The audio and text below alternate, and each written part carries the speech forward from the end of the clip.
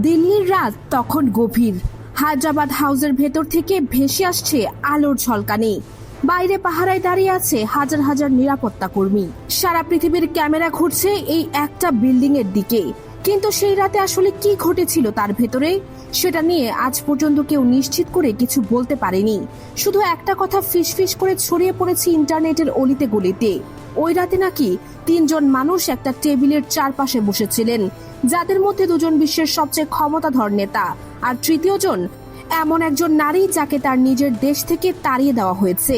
আপনি হয়তো ভাবছেন আমি কোনো সিনেমার গল্প বলছি। না, এটা বাস্তব। অন্তত সোশ্যাল মিডিয়া তাই দাবি করছে। আর এই দাবির পেছনে যে জটিল জাল বোনা আছে সেটা জানলে আপনার মাথা ঘুরে যাবে। চলুন একটু পেছনে ফিরে যাই।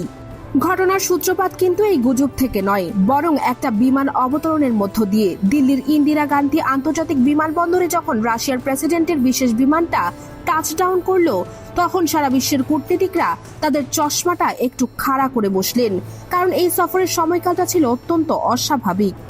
ইউক্রেনের মাটিতে তখন গোলাবারুদের আওয়াজ থামেনি। পশ্চিমা দেশগুলো রাশিয়াকে কূটনৈতিকভাবে কোণঠাসা করার চেষ্টা করছে প্রাণপণে। আমেরিকার প্রেসিডেন্ট ট্রাম্প ফোনের পর ফোন করছেন বিভিন্ন বিশ্ব নেতাকে, চাইছেন যুদ্ধ থামাতে। আর ঠিক সেই মুহূর্তে পুতিন বিমান থেকে নেমে মোদির আলিঙ্গনে আবদ্ধ হলেন। এই দৃশ্যটা ওয়াশিংটনের করিডোরে একটা ভূমিকম্পের মতো আঘাত এনেছে বলে জানাচ্ছে আন্তর্জাতিক সম্পর্কের বিশ্লেষকরা। মোদির আতিথেয়তা ছিল অকল্পনীয়। শতাব্দীর পর শতাব্দী ধরে ভারত যে প্রোটোকল মেনে চলত, সেই প্রোটোকলের সব নিয়ম যেন সেদিন ভেঙে চুরমার হয়ে গেল। পুতিনকে যে সম্মান দেখানো হলো সেটা ট্রাম্পকেও দেওয়া হয়নি ইউরোপের কোনো নেতাকে। এই বার্তাটা ছিল স্পষ্ট, দিল্লি কারো চাপের কাছে মাথা নত করবে না। কিন্তু প্রশ্ন হলো কেন এই মুহূর্তে, কেন এতটা ঝুঁকি নিয়ে? উত্তরটা লুকিয়ে আছে ভূগোলের ভেতর, ইতিহাসের ভেতর, আর সেই অদৃশ্য সুতোয় যা মস্কো আর দিল্লিকে গত 7 দশক ধরে বেঁধে রেখেছে। আসুন এবার সেই গুজবের দিকে ফিরে যায়, যেটা নিয়ে সোশ্যাল মিডিয়া উত্তাল। বলা হচ্ছে পুতিন নাকি দিল্লিতে থাকাকালীন শেখ হাসিনার সাথে গোপনে সাক্ষাৎ করেছেন।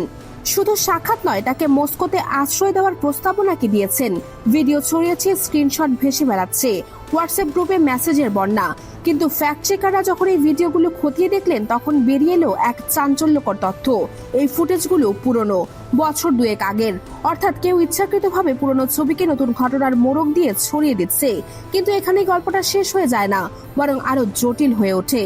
কারণ ভারতের কিছু প্রভাবশালী গণমাধ্যম এবং রাজনৈতিক ব্যক্তিত্ব এমনভাবে এই বিষয়টি তুলে ধরেছেন যে সাধারণ মানুষের পক্ষে বিভ্রান্ত না হওয়া প্রায় অসম্ভব। এখন ভাবুন তো, এই গুজবটা ছড়ানোর পেছনে কার স্বার্থ থাকতে পারে? একটা সম্ভাবনা হলো এটা এক ধরনের সাইকোলজিক্যাল ওয়ারফেয়ার। যেখানে কোনো তথ্য বারবার আপনার চোখের সামনে আসে, তখন আপনার মস্তিষ্ক সেটাকে সত্য বলে গ্রহণ করতে শুরু করে, এমনকি সেটা মিথ্যা হলেও। এই কৌশলকে বলে ইলিউশন অফ ট্রুথ ইফেক্ট। আর এই কৌশলটা ঠিক কার কাজে আসছে? যারা চায় দক্ষিণ এশিয়ায় একটা নতুন জোট গঠনের ভীতি ছড়াতে। তবে গুজবের সত্যতা যাচাইয়ের বাইরেও একটা বড় বাস্তবতা আছে। শেখ হাসিনা এই মুহূর্তে ভারতে আছেন, এটা কোনো গোপন তথ্য নয়। ভারতের পররাষ্ট্রমন্ত্রী জয়শঙ্কর সম্প্রতি অত্যন্ত স্পষ্ট ভাষায় জানিয়ে দিয়েছেন যে হাসিনা যতদিন চাইবেন ততদিন তিনি ভারতের মাটিতে থাকতে পারবেন। এই ঘোষণাটা কূটনৈতিক ভাষায় একটা বিস্ফোরণের সমতুল্য। কারণ এর মানে হলো দিল্লি আর কোনো রাগঢাক রাখছে না।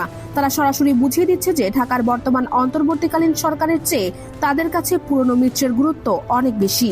আর ঠিক এই পটভূমিতেই পুতিনের আগমন ঘটল, যা এই ত্রিভুজ সমীকরণকে আরো রহস্যময় করে তুলেছে। একটু গভীরে যাই। ভারত আর রাশিয়ার সম্পর্ককে আন্তর্জাতিক রাজনীতির ভাষায় বলা হয় ওয়েদার ফ্রেন্ডশিপ, মানে সব ঋতুর বন্ধুত্ব। ঝড় হোক, রোদ হোক, তুষারপাত হোক, এই সম্পর্ক অটুট। স্নায়ুযুদ্ধের সময় যখন সারা পৃথিবী দুটো শিবিরে ভাগ হয়ে গিয়েছিল, তখন ভারত নিরপেক্ষ থাকার চেষ্টা করলেও মস্কো ছিল তাদের সবচেয়ে নির্ভরযোগ্য অস্ত্র সরবরাহকারী।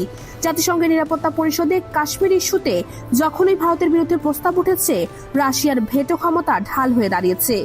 আর বিনিময়ে ভারত কখনোই রাশিয়াকে প্রকাশ্যে নিন্দা করেনি, এমনকি ইউক্রেন যুদ্ধের সময়ও নয়।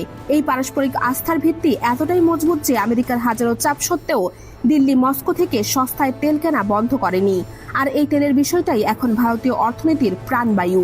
আন্তর্জাতিক বাজারে যখন জ্বালানির দাম আকাশ ছুঁয়েছে, তখন রাশিয়া ভারতকে দিচ্ছে বিশাল ছাড়। এই ছাড়ের কারণেই ভারতের মধ্যবিত্তের পকেটে এখনো কিছুটা স্বস্তি আছে। শুধু তেল নয়, সামরিক সরঞ্জামের ক্ষেত্রেও রাশিয়া ভারতের মেরুদণ্ড। S-400 মিসাইল ডিফেন্স সিস্টেম থেকে শুরু করে যুদ্ধবিমান, সাবমেরিন, ট্যাঙ্ক, ভারতের প্রতিরক্ষা বাহিনীর একটা বিশাল অংশ রাশিয়ান প্রযুক্তির উপর নির্ভরশীল। চীন আর পাকিস্তানের মতো প্রতিবেশীদের মোকাবেলা করতে হলে এই অস্ত্রাগার ভারতের জন্য অপরিহার্য। তাই আমেরিকা যতই চোখ রাঙাক, দিল্লি জানে যে মস্কোকে হারানোর বিলাসিতা তাদের নেই। পুতিনের দিক থেকে দেখলেও এই সফর ছিল একটা মাস্টার স্ট্রোক। ইউক্রেন যুদ্ধের পর পশ্চিমা মিডিয়া যে ন্যারেটিভ তৈরি করেছিল রাশিয়া নাকি বিশ্ব থেকে বিচ্ছিন্ন হয়ে গেছে, সেই ন্যারেটিভকে পুতিন দিল্লির লাল গালিচায় দাঁড়িয়ে এক ধাক্কায় ভেঙে দিলেন। তিনি দেখালেন যে বিশ্বের সবচেয়ে জনবহুল গণতান্ত্রিক দেশ তাকে রাজকীয় সম্মান দিচ্ছে। এটা শুধু কূটনৈতিক বিজয় নয়, এটা একটা প্রোপাগান্ডা কাউন্টার অ্যাটাক। রাশিয়ার জনগণকেও এই বার্তা দেওয়া হলো যে তাদের নেতা আন্তর্জাতিকভাবে একঘরে নন, বরং এশিয়ার সবচেয়ে শক্তিশালী দেশগুলোর অন্যতম মিত্র। এখন আসে সেই প্রশ্নে যা আপনাদের সবার মনে ঘুরপাক খাচ্ছে, এই পুরো নাটকে বাংলাদেশের অবস্থান কোথায়? উত্তরটা খুঁজতে হলে আমাদের ফিরে যেতে হবে ৭১-এ।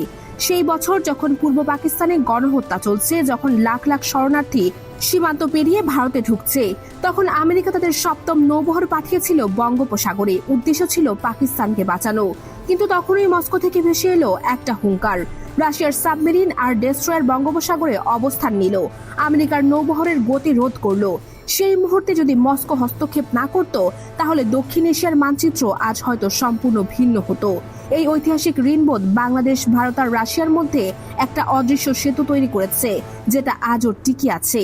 আজকের ভূরাজনীতির দাবার বোর্ডে এই সেতুটা আবার প্রাসঙ্গিক হয়ে উঠেছে।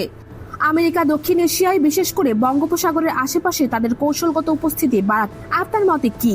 এই পুরো ঘটনা কি সত্যিই কোনো গোপন বৈঠকের ইঙ্গিত, নাকি এটা একটা বড় ধরনের জিওপলিটিক্যাল ডিসইনফরমেশন ক্যাম্পেইন? দিল্লিকে আসলেই হাসিনাকে পুনর্বাসনের পরিকল্পনা করছে, নাকি এটা শুধুই কূটনৈতিক চাপ সৃষ্টির একটা কৌশল? কমেন্টে আপনার মতামত জানান, কারণ এই প্রশ্নের উত্তর হয়তো আগামী কয়েক মাসের মধ্যেই ইতিহাসের পাতায় লেখা হয়ে যাবে। আর ততদিন পর্যন্ত দিল্লির সেই রাতের রহস্য অমীমাংসিতই থেকে যাবে, ঠিক যেমন থেকে যায় পৃথিবীর সবচেয়ে বড় ক্ষমতার খেলাগুলোর পেছনের আসল গল্প।